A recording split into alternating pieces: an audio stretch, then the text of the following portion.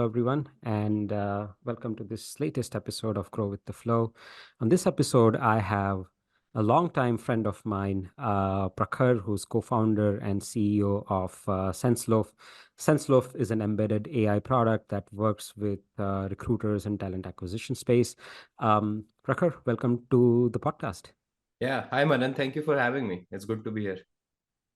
Perfect. Prakhar, can you give us a quick 2-minute overview of what's Senseloaf? What does it do? We are an AI company, embedded AI company, as you said, and we mainly help talent acquisition teams with automating processes like data processing, matching, screening, pre-screening, engagement, and we mainly try to do it within an applicant tracking system without adding too many screens on top of what TA teams are already using.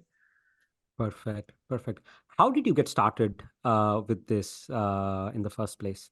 Yeah, believe it or not, Manan, we got started in 2018-19, and Before AI was hot. yeah, before it, all LLM and GPTs, but mainly it came from the same problem that we have today, right? Like, how do we get to the right people quickly? Like, and how can systems be more efficient? So my finding back then was that like the whole industry was built on keyword matching. So that was leading to a lot of inefficiencies. So we wanted to automate the talent screening and matching process, but using intelligent semantic matching, where we are just not looking at direct keywords, but we're looking at how skills, experience, and everything is correlated from a candidate's profile. So that's how we started on the journey. But since then and what we are doing today, it has evolved greatly. Uh, so you mentioned keyword matching. Help me understand what's wrong with keyword matching. So I'll give a very classic example, right? Like it's one of the oldest example in the book, but I absolutely love it, right? So Java, right? Java is a keyword, right? But Java is also an island in Indonesia, and Mhm. Java is also a coffee house, right? So, but the keyword Java is the same, but like how it's used in a sentence, the context around it, it completely changes the semantics or meaning of it. And I think that's where the problem with keyword matching starts with. Either you are extremely amazing at Boolean search and you're able to capture every information that you want, then it will give you high accuracy. But if you're not at that, and and people like to express themselves in a lot of different ways, if you look at like how people write resumes, and especially like when skills are changing, different companies are using different skills, it becomes really hard to capture everything through keyword matching. So you need an intelligent system that understands ki, yaar, what does it mean to be a business developer, or what does it mean to be a front end developer, what are the general skills that are used in the market. So we have models that are trained to understand that correlation. So even if people make mistakes in their resume, or if they have not mentioned certain skills, we are still able to pick up by looking at all the other factors around it. Makes sense. So, what are the different factors that your algorithm um, takes, and if you can give us some idea about different weights that you give to different kinds of things? Because I'm sure, right, like if the job is a Python developer, um, and somebody has mentioned Python developer, um, that definitely carries some weight, right? So, what are the different parameters that you do consider? And if you can give us some idea about, what carries most weight to the least, that would be great as well. Yeah, no, absolutely. So, I mean, going back to like the keyword thing, right? So, I think because of the keyword matching, a lot of people would start writing, just create a skill section, just put every single skill. And that creates a problem. So, coming back to the weightages, so the models are trained to see like what is happening in the market. So, I've trained it over 5 million different job descriptions, right, across markets to see like how skills are correlated. So, have you used a Python skill in a project? Like, how have you used that? So we look at that, then we look at the progression of like how you have used, how your job title has evolved, like what kind of companies and industries you have worked in. And then we look at the most recent recent experience that you have in your resume. So there are multiple things that we look at, but mainly like we're just trying to understand what you've written in your resume. So we're not trying to predict any pattern of success or failure, but we're just creating a general understanding. If somebody has mentioned, hey, I was a Python developer, then we look at what projects you have done, what kind of companies you have worked with. So this is how we create like a matching scores against the job role, but we do not like say like put it as a predictor of success or failure, but we're just eliminating that need to screen resumes. Got it. So what is the right way for a user to look at Senseloaf or any other, let's say AI screening, AI matching algorithms? Is it for elimination or is it for selection, right? So what I mean by that is, I've got a database of 50,000 people, and AI will help me eliminate 49,800 of them and get me to 200. Or is it for and then I can be, and amongst those 200, I will still have to look at them and find my 50 candidates that I'm going to be reaching out to? Or is it for selection, which says, okay, I'm going to, just not care about 49,800, and all these 200 are definitively great candidates for the job because AI says so. So now going to start reaching out to all of them. What would you say is a better way to use AI? So actually both, Manan, right? I think we have to not think in terms of selection or elimination, but we have to think on how what you're currently doing, right? And what is your, if you can use it as a productivity tool to your existing process.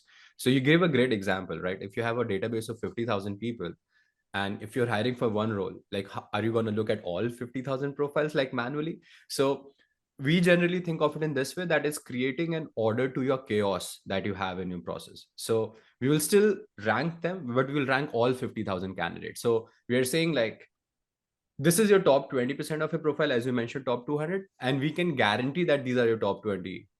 So we are giving that order to your pipeline where you can start looking from the top and say like, okay, at least these are the most qualified people.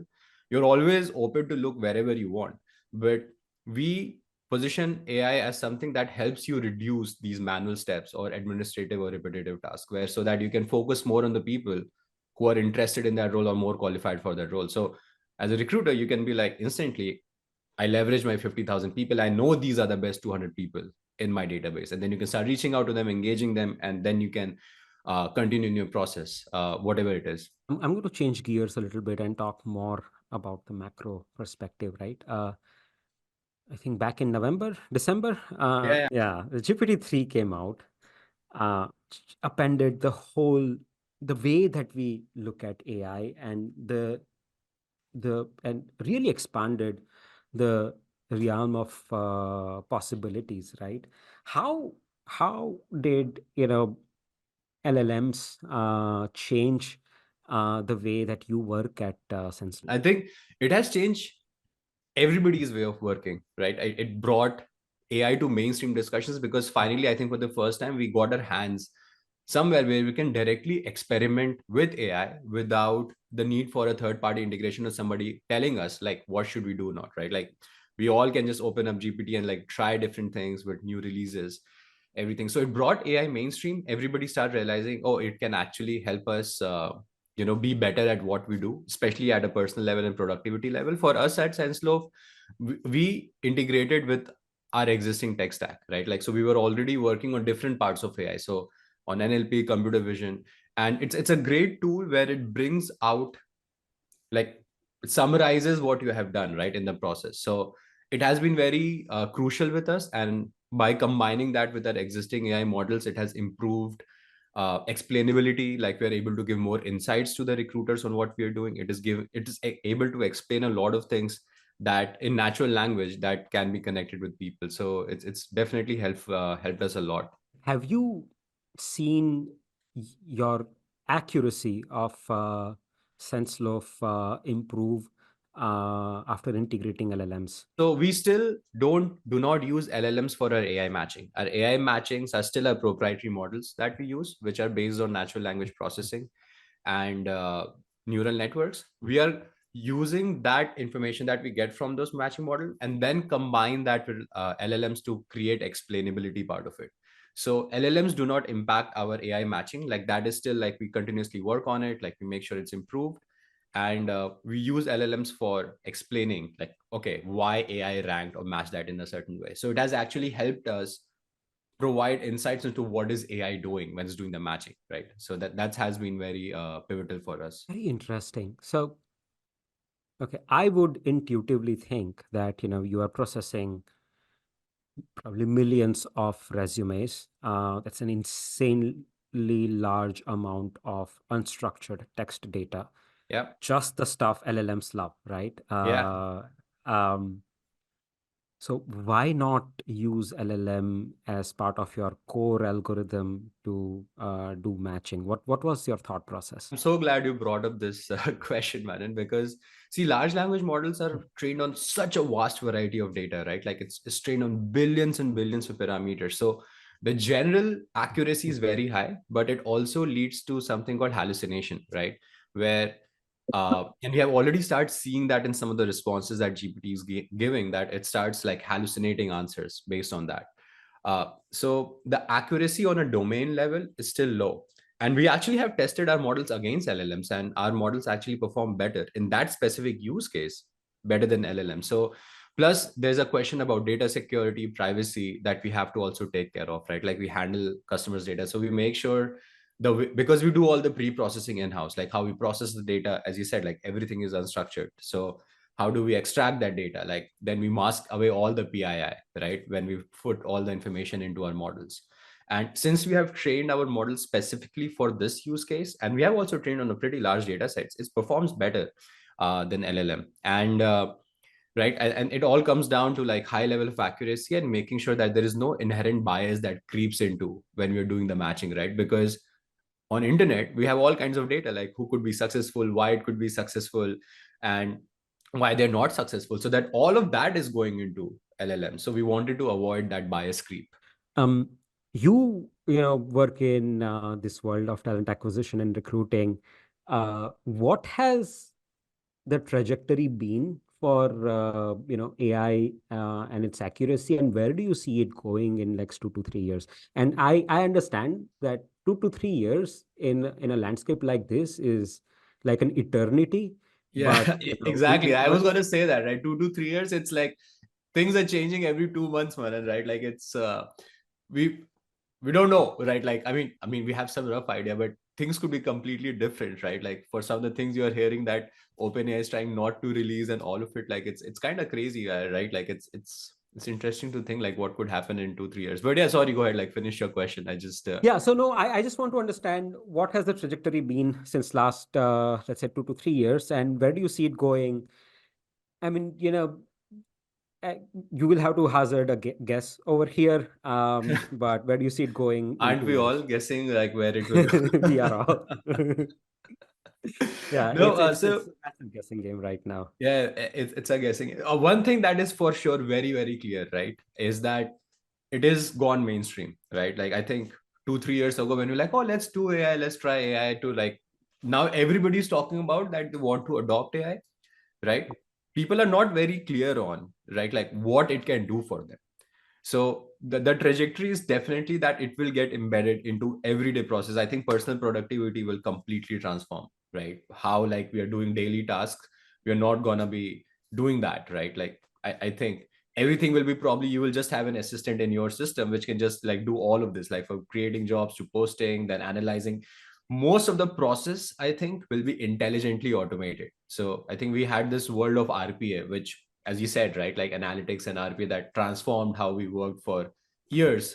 But now we're going to see intelligent process automation, right? Like where we're using this, combining that intelligence and automation to achieve, unlock crazy kind of productivity. But the questions around integration, data, and everything is still unclear with most of the companies. And I think like given the today's state, a lot of large enterprises have banned GPT, right, on their domain servers. Like you cannot access GPT if you are working for a different companies and people are not sure like how they're going to use data and stuff like that. So I think a lot of work will be done in the compliance space, and then hopefully we'll get regulations that will help us to like use AI in a way where we feel comfortable with it. And one of the biggest questions that people feel like, hey, is it coming to take our job, right? Like you hear this pretty much everywhere, but I think it will change how we work. People who It won't replace people but it will replace people who don't use AI, right? Like I think it has to become part of your everyday process where you are it's like industrial automation. I always think about this, what happened during industrial automation. It was a massive shift, uh, almost like 100 years ago on how we worked, and it Yeah. opened up something which brought us here today, right? I don't think people in industrial automation age were even thought like what it could do today. So that's how I think, like it's a massive shift on how we work, and but it will be ubiquitous across every single thing we do. So, let's take a typical recruiter's day, right? Like there is just so much that there's the number of different things that you have to do, right? Like sourcing, screening, talking to candidates, handling offers, talking to clients. It's just so much. Um, what parts do you think are most susceptible to be radically transformed by progress that we are making in AI? um, See, that's a good question. I think from a recruiter's perspective, talent engagement is going to be right. Like I think that shift is already doing right. Like I mean, you can run cadences like basic automation, right? Like where how you're engaging candidates will definitely change. Then I think manual resume screening already has changed. Like people don't want to go through resumes. I think that's where the biggest is, like they have like stopped. Like no, like the moment you get 1,000 applications, do you really want to sit and go down 2,000 people? Probably not, right? So I think sourcing, screening, like that's where the biggest and immediate impact is that we're already seeing today, right? Like I think these are the two areas people really want to automate, because recruiters want to be talking to qualified people, not spending time, especially if you're running against in a market like this to like to close jobs. Like you don't want to spend time doing stuff that is like, like not adding anything to your job, especially that there's so many firms out there. So that's where the immediate impact is. But I think like the way it's evolving, it will completely automate everything till scheduling interviews. I don't think like you need, I think a future should be there where you get a rec and everything is done, like from creating the rec, posting the rec, reaching out to the qualified candidates, understanding criteria of success, assessing them, gathering information about them, like doing the pre-screening and then scheduling interviews. So I see a point where you get a rec and next day you have qualified people scheduled in your calendar. That's where I think the industry will should evolve to, if you want to unlock real efficiencies. Let me give you a counterpoint to that, right? And just want to understand your thoughts Yeah. about it as well, right? Like recruiting is inherently a very people driven endeavor, right? So you talk to a person, you understand their aspirations, you understand, hey, do those aspirations, do those skill sets, does that, where, what kind of culture, what kind of companies do they want to work, and you take all of this very complex kind of information, match it with very imperfect information, which is a resume, Yeah. right? Like resume is a really, really terrible. Like we don't really have a better way of, understanding a Yeah. person's background, but it's the worst way that's there, right? Like, but you know, just there is no alternative, right? So we are going to call it like the a very imperfect input information. On top of it, you look at it as a, recruiting is very, you probably take 7 jobs, 8 jobs throughout your life, right? So it's a very um, high consequences kind of scenario for the candidate, right? like um, would you not rather want to have a lot of human touch, of course assisted by AI, but let's say while you are screening the candidate, while you are talking to them, while you are understanding them, and making sure that you are making the right match of the role and the person. No, absolutely, man. And I fundamentally believe that recruitment is a people's job, right? Like, I mean, it's a people, like you have to be able to talk to people. And that's why I think the things you said, right? Like capturing the preferences, culture, and that can be done through an AI. Like you can still capture all of that information at scale, right?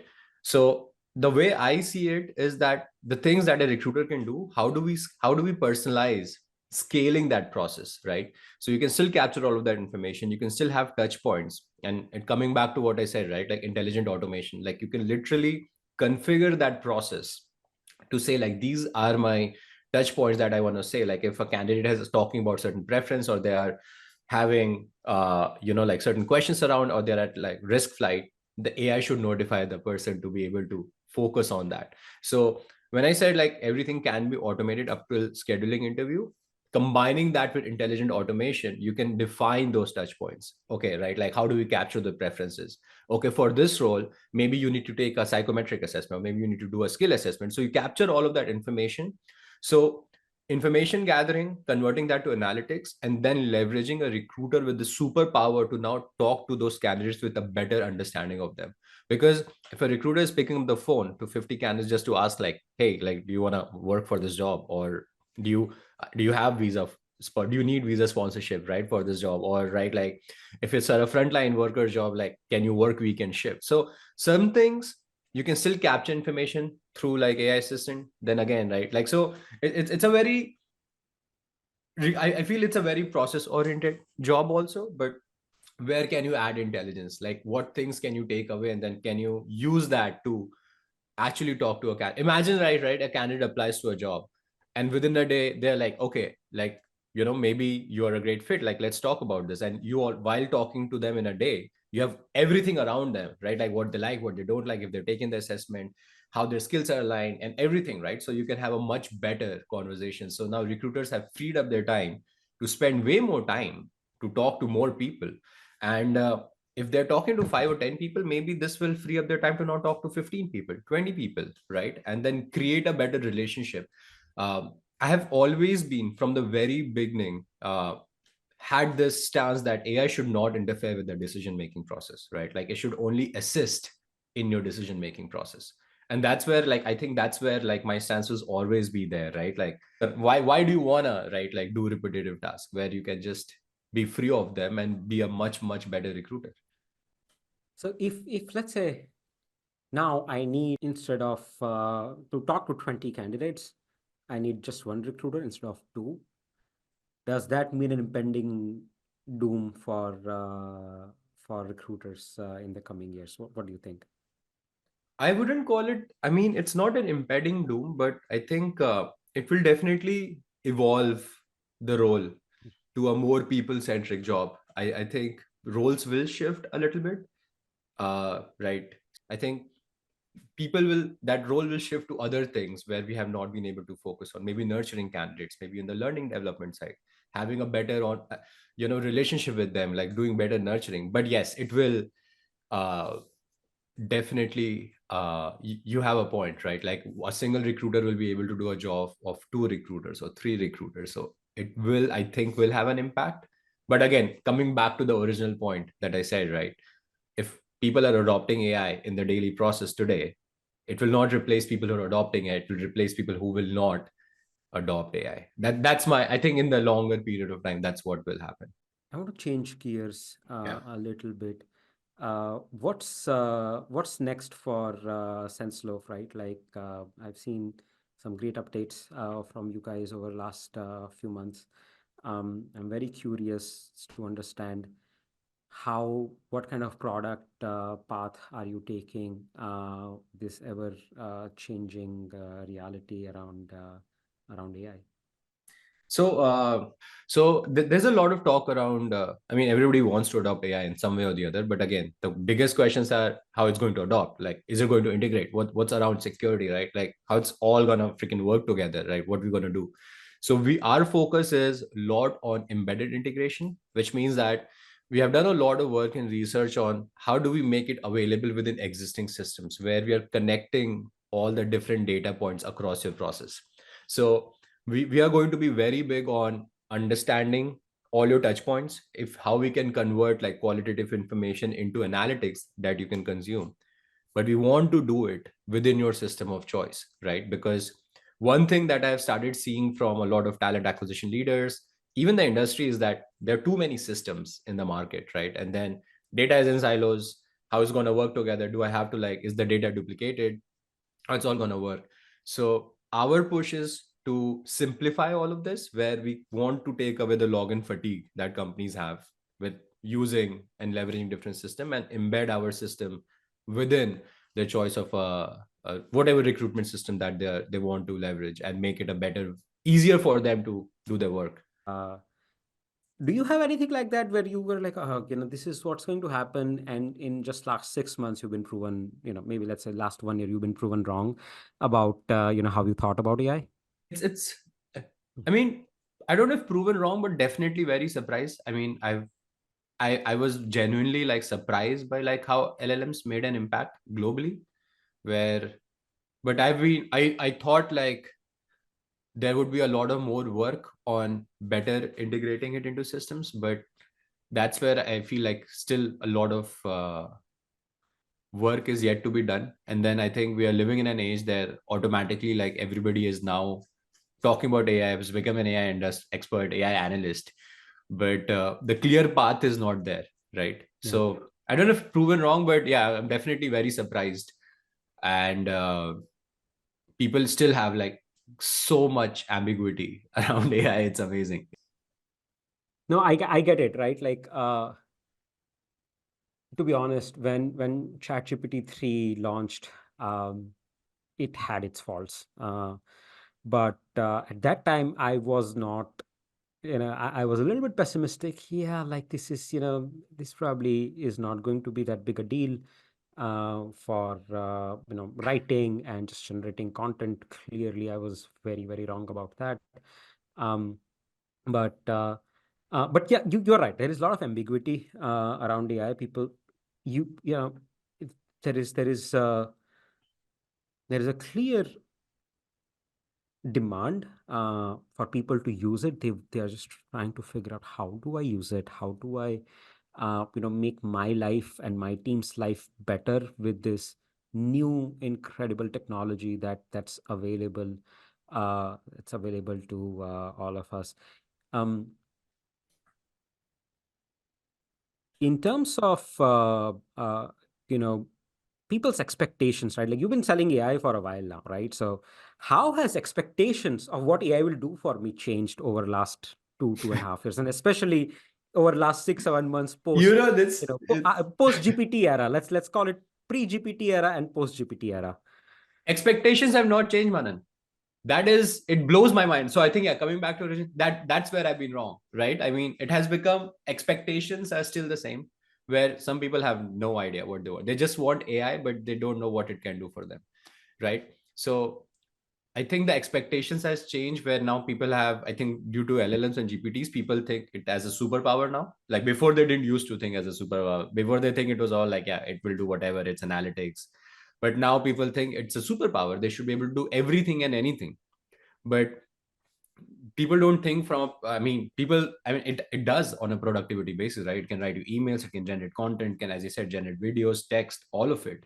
So from that perspective, it has become right, oh, it should be able to do anything. So now the expectations has become higher, very like, oh, you're AI, then you should be able to do that, or like, right, it has become even more clouded in the actual outcome that they want. So that's Hmm. how, so we Yeah, are, that's yeah, there is a lot of ambiguity uh, around how to use AI. But very encouraging sign is that, people are trying to figure out what can I do, mhm. which is fantastic. Like you said a thing that there are a lot of things you also thought, like, you had assumptions or projections around AI that were wrong. Can you, more than GPT, So were there any other areas that you were like, yeah, this is not, was not expecting that?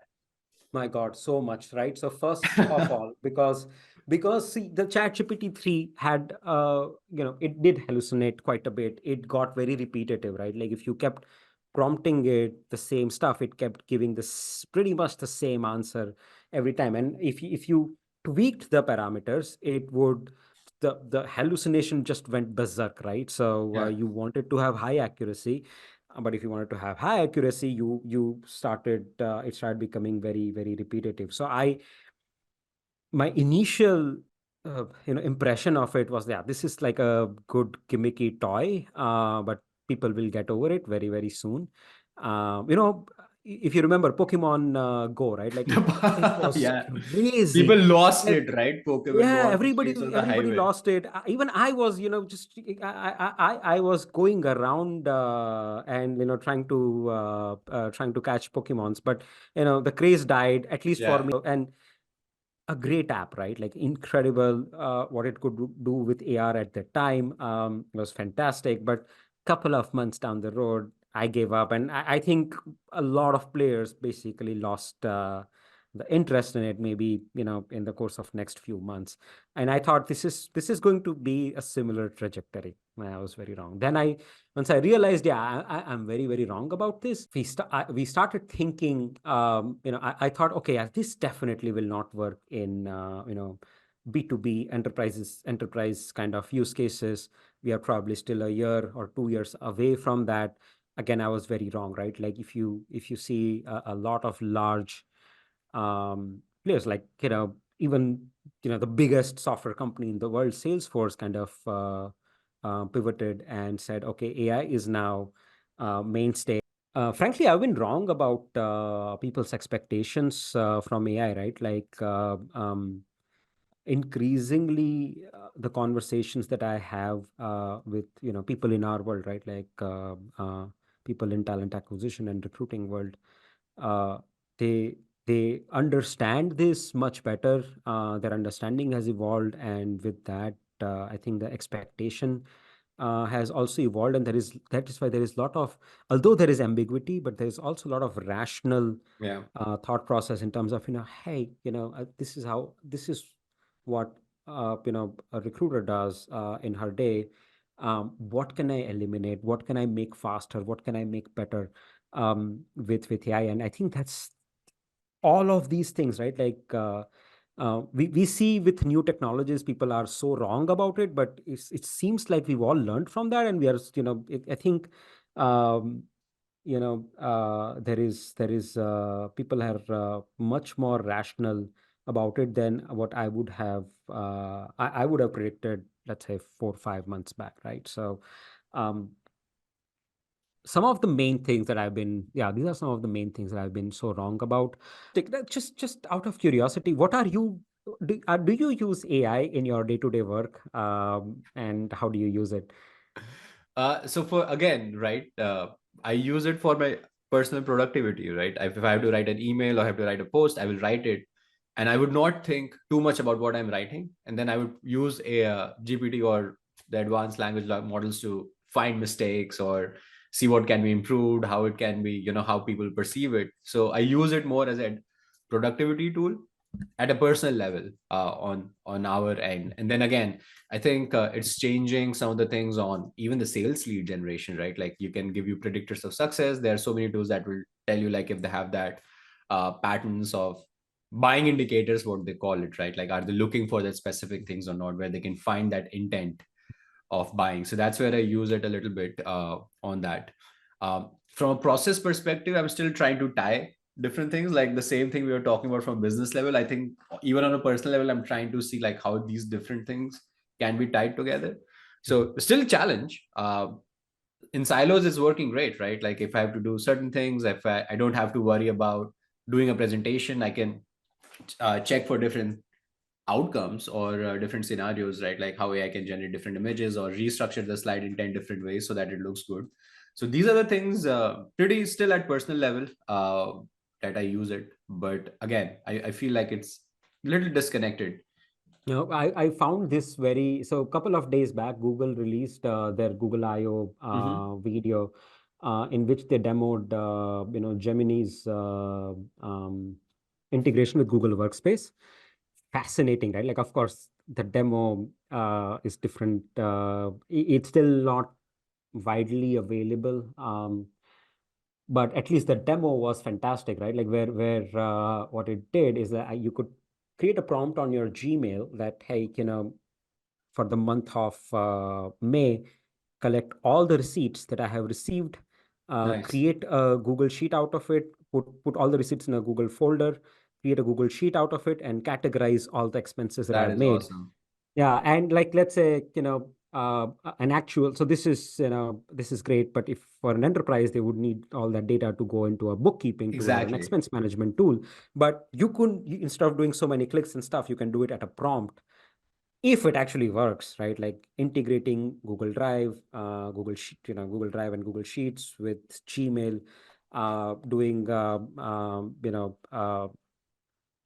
image processing from those receipts, all of that, that could be, at least there is awareness, and large companies are going for it. So Yeah.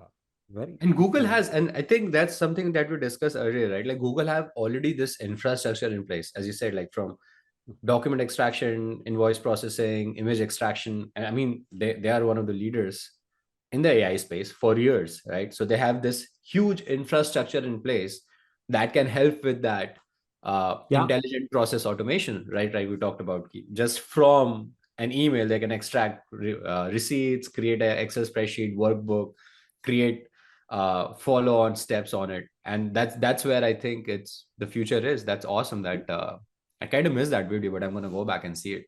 Yeah, check it out. I'll send it over to you. But and yeah, I mean, bringing together all the workspace apps.